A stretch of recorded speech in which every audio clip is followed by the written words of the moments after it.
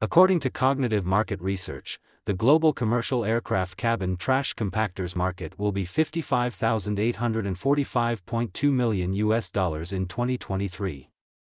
It will expand at a compound annual growth rate, CAGR, of 9.5% from 2023 to 2030.